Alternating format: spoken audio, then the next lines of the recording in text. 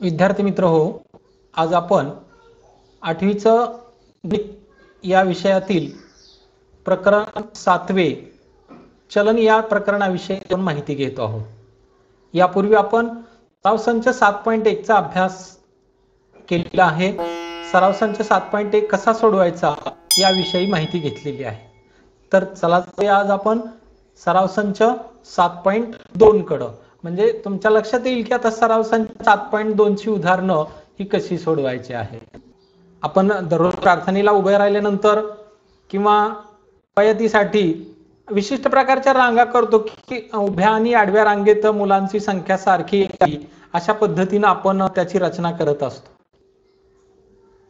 तुम्ही बऱ्याच वेळा या कवयतीसाठी उभे राहिलेले असाल त्यावेळी तुमच्या लक्षात आलेलं असेल की जर आपण आडवं उभं तिरकं पाहिलं तर बरोबर एक सरळ रांग दिसत असते, आणि म्हणून तशा कवयतीसाठी काही रांगा केलेल्या आहेत. या रांगेतील मुलांची संख्या, पहिली जी याचे वेगवेगळे प्रकार आहेत रांगा करण्याचे. पहिल्या वेळी मुलांची संख्या 40 आहे, त्यावेळी रांगांची संख्या 6 झाली. काय केलं की असं ठरवलं की आता प्रत्येक रांगेमध्ये मुलांची संख्या 40 घ्यायची. एकूण शाळेतली मुलं जमा केली आणि प्रत्येक रांगेत 40 मुलं घ्यायची ठरलं. त्यावेळी सर्व मुलांच्या रांगा झाल्या बघा 6. इथं आपल्याला लक्षात येते. त्यानंतर असं ठरलं की नाही, आता काय करायचं की एका रांगेत 10 मुलं येतील अशा रीतीने रचना करायची. आणि मग त्यावेळी एका रांगेत 10 मुलं उभी केली, त्यावेळी मुलांची रांगांची संख्या झाली बघा 24. तेवढेच आहे, फक्त मुलांची संख्या प्रत्येक रांगेतील आपण या ठिकाणी बदलतोय. त्यानंतर असं ठरलं की नाही, आता काय करायचंय की प्रत्येक रांगेत 24 मुलं यावेत अशा प्रकारची त्या मुलांची रांगांची रचना करायची आहे. म्हणून 24 मुलं एका रांगेत येतील अशा रीतीनं रांगा तयार केल्या. तर प्रत्येक एकूण रांगांची संख्या त्या ठिकाणी बघा 10 झालेली आहे. पुढे गेल्यानंतर प्रत्येक रांगेत मुलांची संख्या 12 केली, त्यावेळी रांगांची संख्या झाली 20. प्रत्येक रांगेतील मुलांची संख्या 8 ठेवली तर रांगांची संख्या झाली बघा 30. अशा रीतीनं प्रत्येक वेळी रांगेतील मुलांची संख्या बदलली, त्यावेळी रांगांची संख्या बदलली, असं आपल्याला लक्षात आलेलं आहे. सुरुवातीला पाहिलं आपण 40 मुलं जर एका रांगेत घेतली तर 6 रांगा तयार होत होत्या. त्यानंतर एका रांगेत 10 मुलं घेतली तर 24 रांगा तयार झाल्या. त्यानंतर एका रांगेत 24 मुलं घेतली 10 रांगा तयार झाल्या.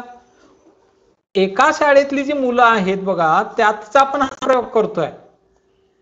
मग मुलांची संख्या बदलली रांगेतील की अर्थातच रांगांची संख्या बदलती आहे.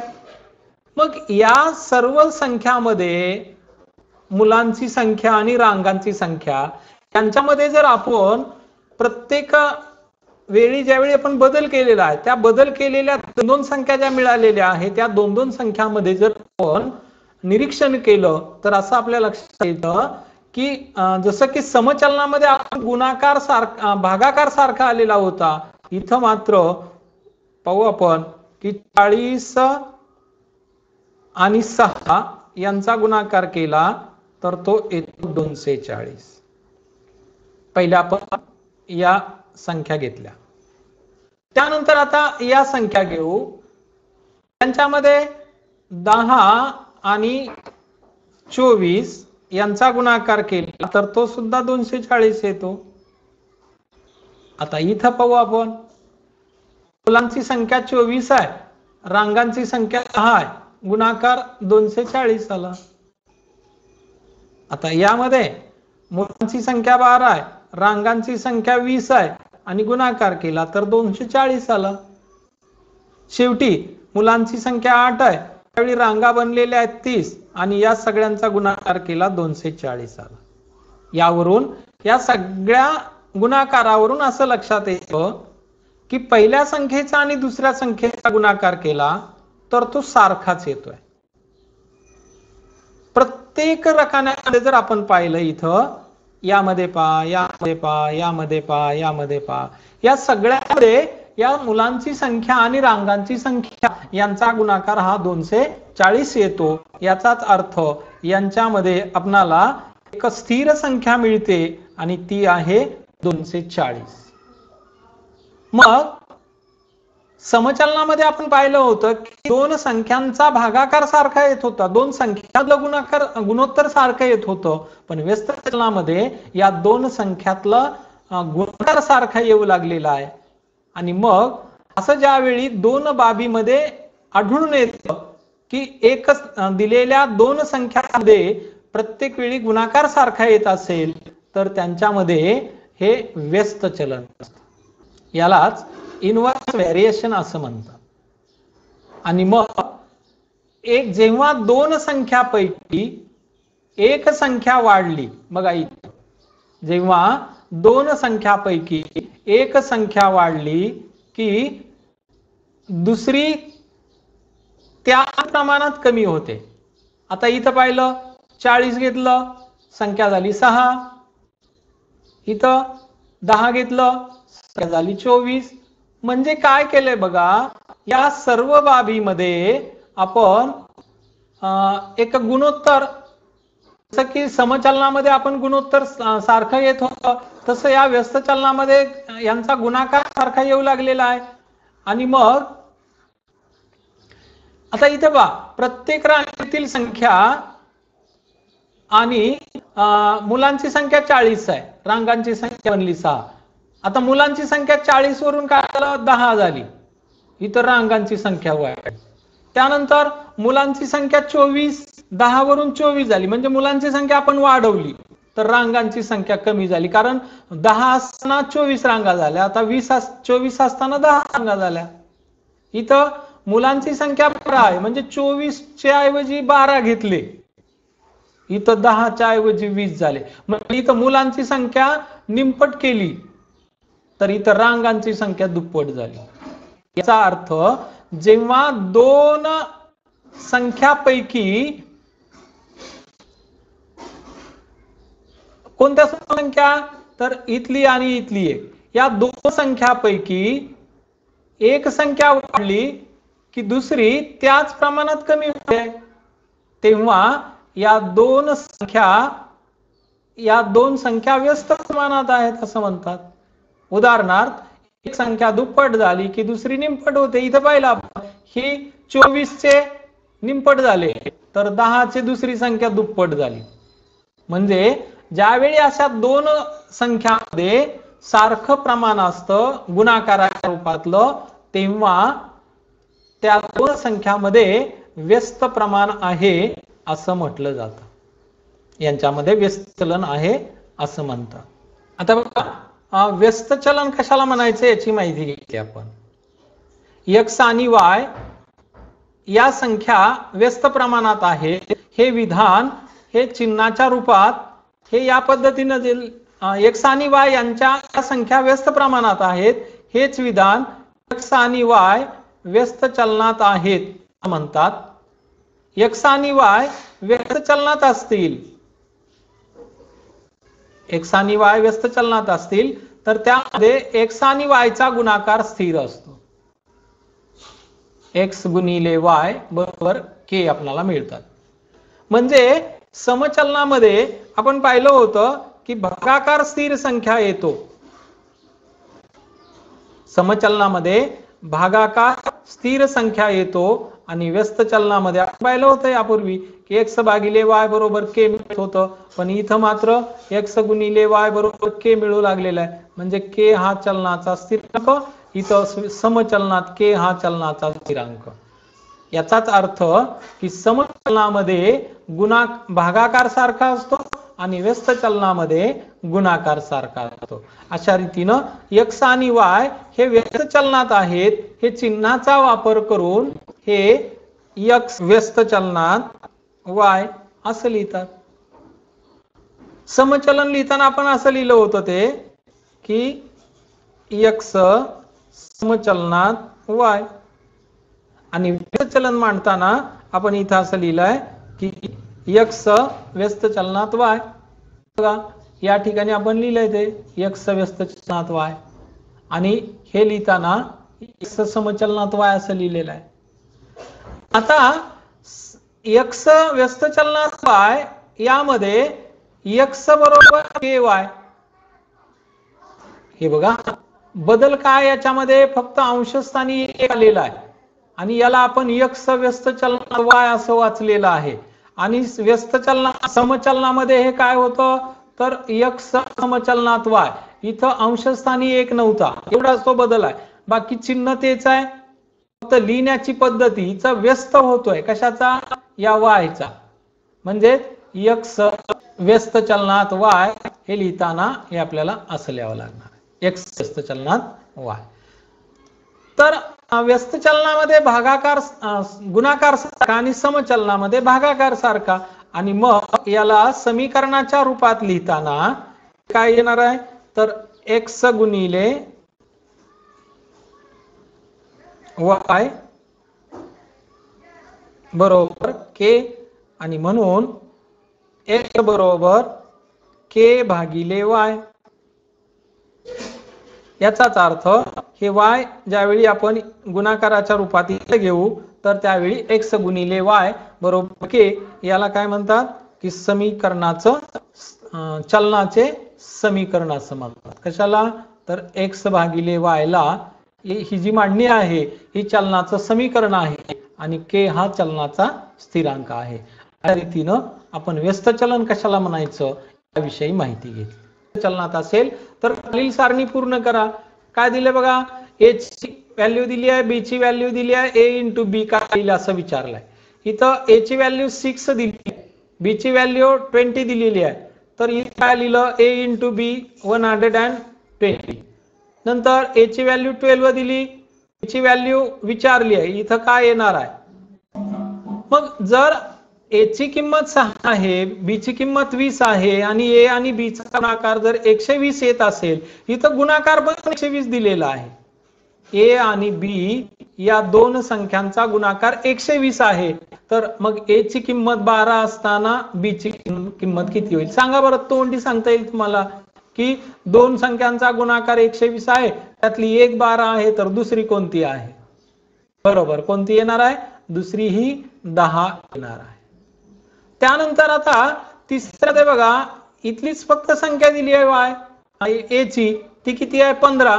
मग इथली विचारलेली आहे, b ची किंमत दिलेली नाही आणि c ची किंमत दिलेली नाही.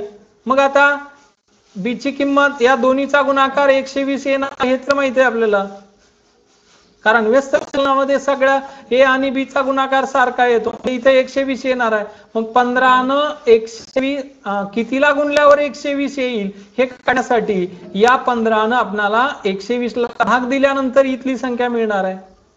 मग 15 चा पाडा येत असेल तर 15 8 120 आपण इथं म्हणू, म्हणजे इथली संख्या ती काय असणार आहे, 8 असणार आहे. आता इथं b ची किंमत दिली आहे 4, इथं किती येणार आहे, हे कायम आहे, हे किती आहे 120 आहे, कारण हे व्यस्त चलनाचं उदाहरण आहे म्हणून सांगितलंय.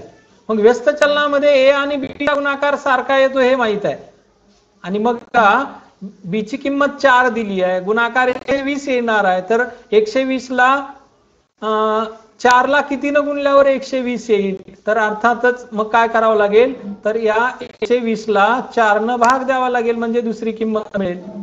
मग 4 1 4, 4 12, 4 0 0, म्हणजे इथली किंमत काय मिळाली, 30 मिळाली.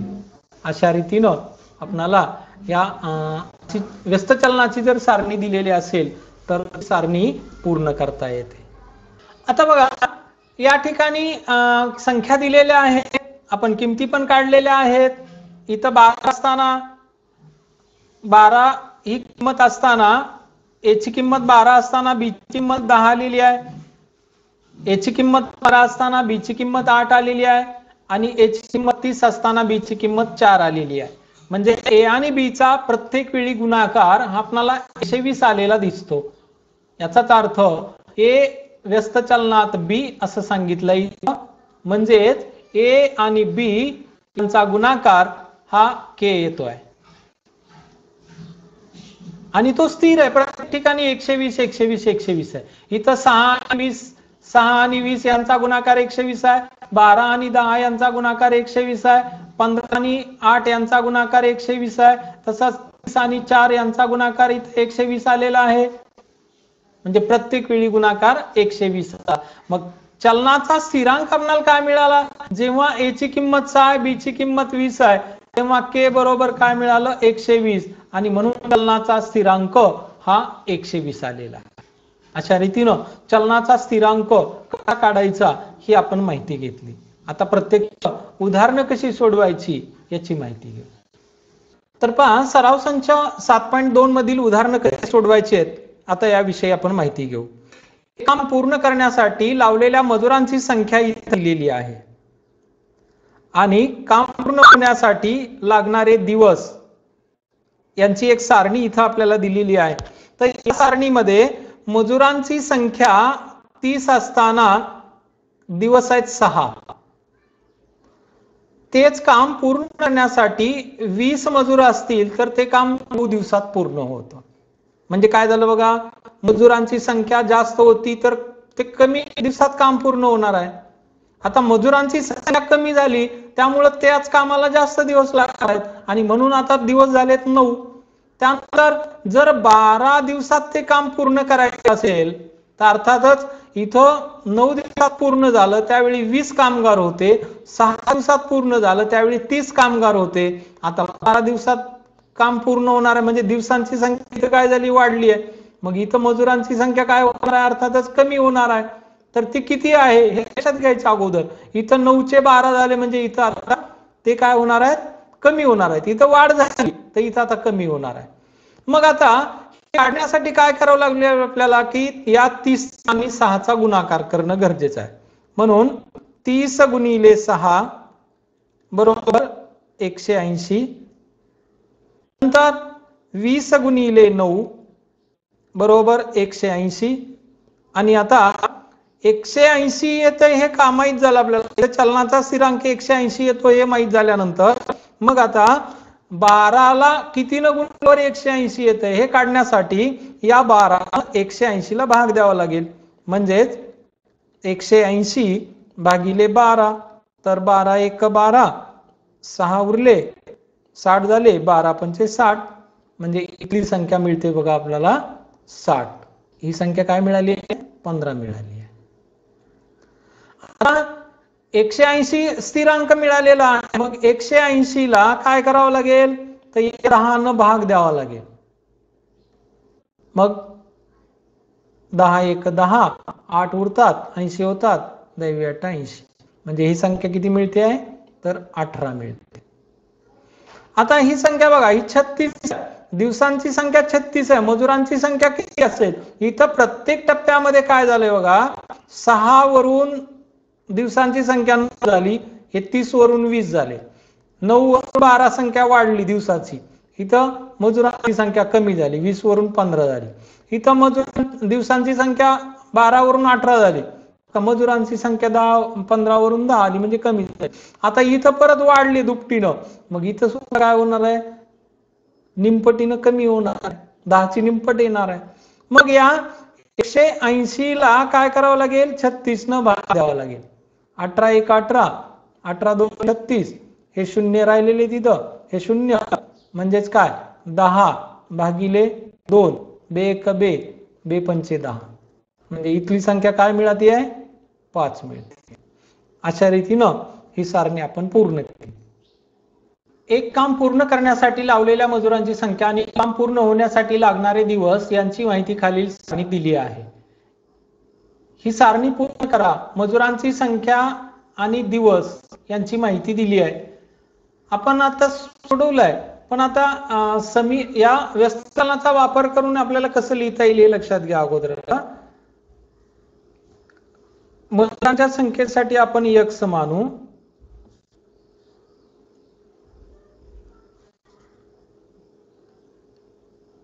x, आणि दिवसाची संख्या y आहे, तर x आणि y मध्ये व्यस्त चलन आहे, म्हणजेच x गुणिले y बरोबर k मिळतं आपल्याला. तर x किंमत किती दिली आहे सुरुवातीला, 30 गुणिले y दिलाय 6 बरोबर k, म्हणजे k बरोबर काय आलं, 180 आलं. म्हणून x गुणिले y बरोबर 180 हे चलनाचं समीकरण मिळालं.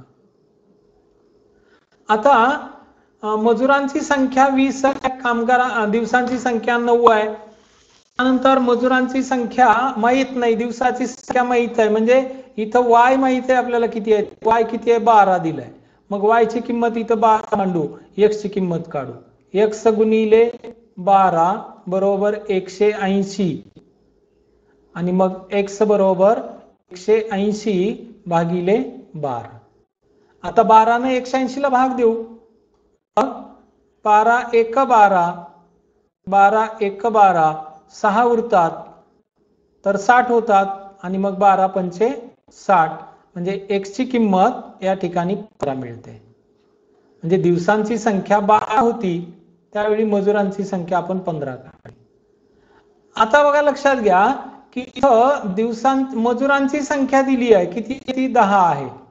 मग हे समीकरण तर मिळालं, एक्स गुणिले वाय बरोबर 180. आता काय करायचं आहे, एक्स ची किंमत किती 10 ठेवायची.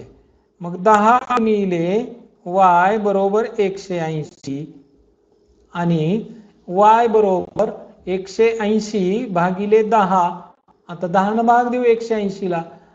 10 हे शून्याला शून्य कॅन्सल केली तरी चालेल, इथं 1 राहील आणि हे 18 म्हणजे वायची किंमत काय येईल 18 येईल. म्हणजे मग त्याला इथं ही किंमत 18 मिळाली. अशा रीतीने आता 36 किंमत दिलेली आहे. कोणती, मजुरांची संख्या, दिवसांची संख्या 36 दिली आहे. तर याची किंमत किती काढा, कशाची, मजुरांची.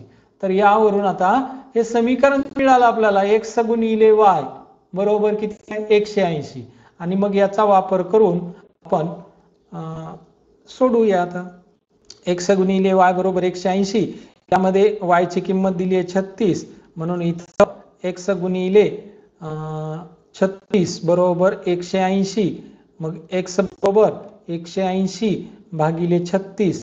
आता भाग देऊ, 18 एक 18, 18 दोन्ही 36, हे जे शून्य राहतात ते याच्यावर येतील आणि मग एक्स बरोबर 10/2, बे एक बे, बे पंचे 10, तर एक्स बरोबर ही किंमत आली 5. मग आता एक्स ची किंमत 5 आलेली आहे. अशा रीतीनं दिलेली सारणी पूर्ण केली. मग आता तुम्हाला या संचामधली राहिलेली उदाहरणं अशी सोडवता येणार आहेत. बघा इथे चलनाचा स्थिरांक दिला आहे आणि त्या चलनाच्या स्थिरांकावरून तुम्हाला चलनाचा स्थिरांक काढायचं विचारलंय. चलनाचे समीकरण लिहा. काय दिले बघा, पी व्यस्त चलना क्यू, पी बरोबर 15 तेव्हा क्यू बरोबर 4. विचारलंय काय, चलनाचा स्थिरांक काढायचं विचारलंय. मग चलनाचा स्थिरांक आपण काढूया की लिहिलेलं लिहू आपण, पी व्यस्त चलनात क्यू आणि पी ची किंमत 15. व्यस्त चलन आहे म्हणून काय असतं, तर पी आणि क्यू यांचा गुणाकार हा के असतो. मग पी आणि क्यू यांचा गुणाकार जर के येत असेल तर मग या ठिकाणी चलनाचा स्थिरांक के आला. पी ची किंमत किती आता 15 आहे गुणिले क्यू ची किंमत 4 आहे बरोबर के.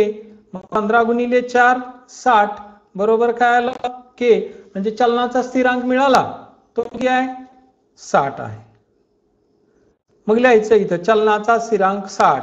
आता चलनाचं समीकरण लिहायचंय, म्हणजे पी गुणिले क्यू बरोबर 60. हे झालं चलनाचं समीकरण.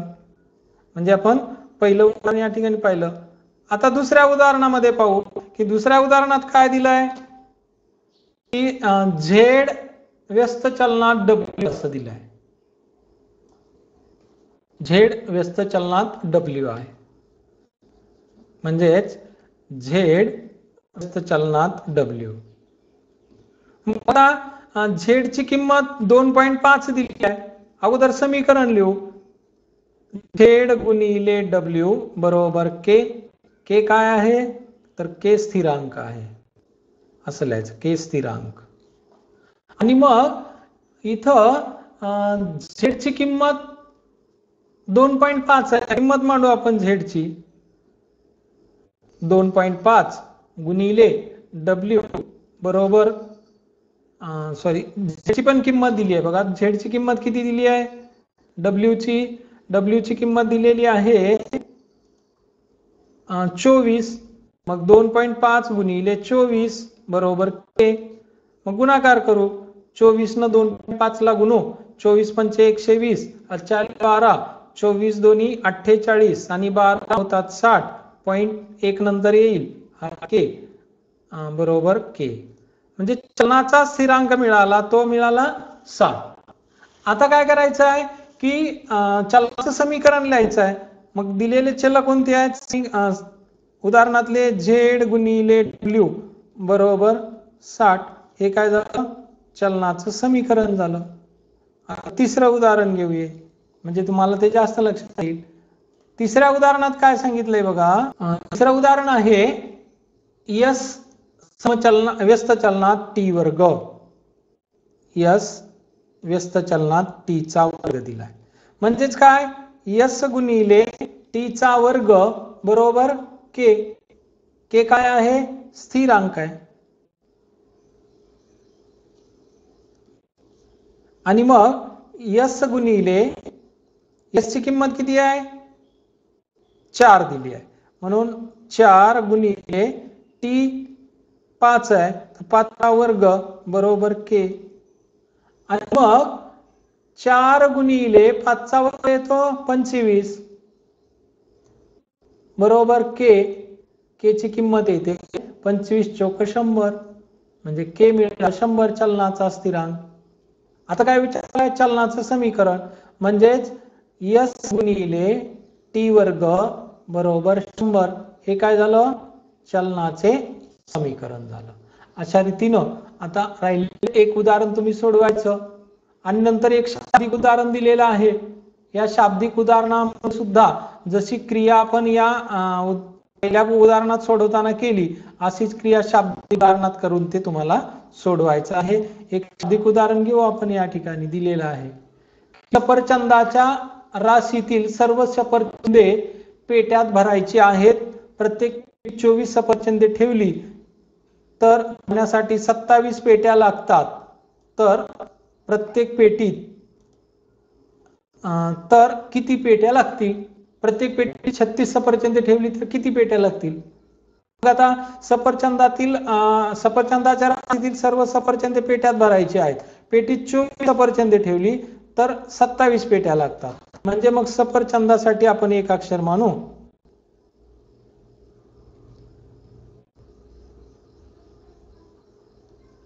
सफरचंदाची संख्या बरोबर x मानली. असंच पेट्यांची संख्या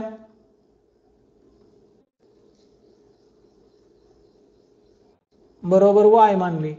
आणि काय सांगितलंय यामध्ये? व्यस्त चलन आहे. मग हे सोडवताना x व्यस्त चलनात y, x गुणिले y बरोबर k.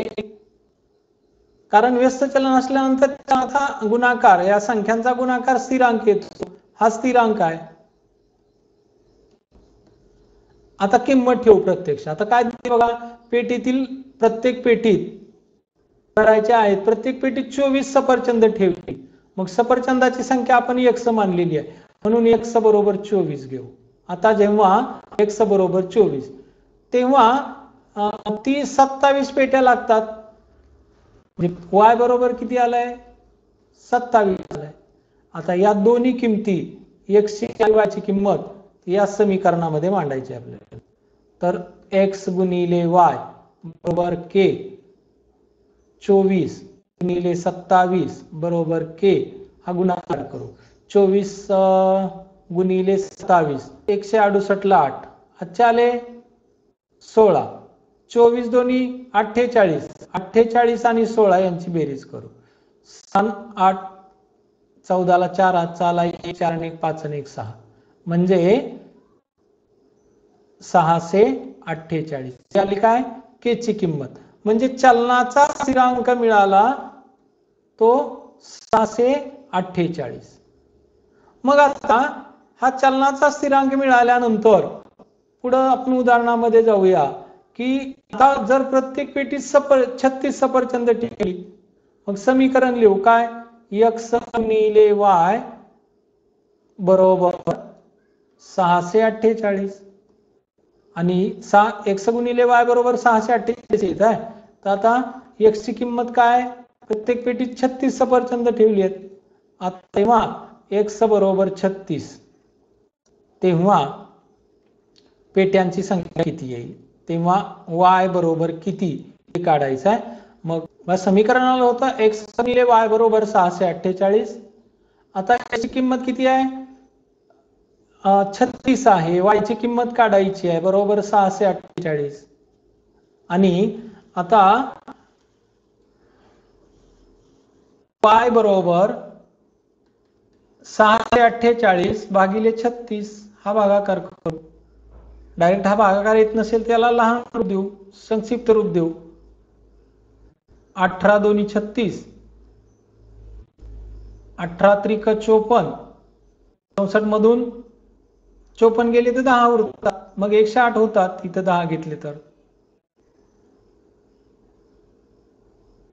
18 गुणिले 6, 18 108 आणि म्हणून y बरोबर काय आलं 36 भागिले 2. मग बे एक उरला, 16 झाला इथं, बे 8 16 आणि मग y ची किंमत मिळते आपल्याला 18. मग ज्यावेळी एका पेटीत 36 सफरचंद भरायची ठरवली, एका पेटीत 36 सफरचंद जर भरायचे ठरवले तर किती पेट्या लागतील, मग y ची संख्या किती आली आहे 18 आली आहे. म्हणजेच 36 सफरचंद एका पेटीत भरले तर किती पेट्या लागतील असं विचारलंय. मग 36 सफरचंद जर पेटी भरली तर एकूण 18 पेट्या लागणार आहेत. अशा रीतीनं आपण काय केलं, हे शाब्दिक उदाहरण सोडवलं. आता तुम्हाला सराव संच 7.2 नक्कीच सोडवता येणार आहे. व्हिडिओ तुम्हाला आवडला असल्यास लाईक करा, इतरांना तो शेअर करा आणि तुम्ही जर आतापर्यंत माझ्या चॅनलला सबस्क्राईब केलेलं नसेल तर सबस्क्राईब करा. धन्यवाद.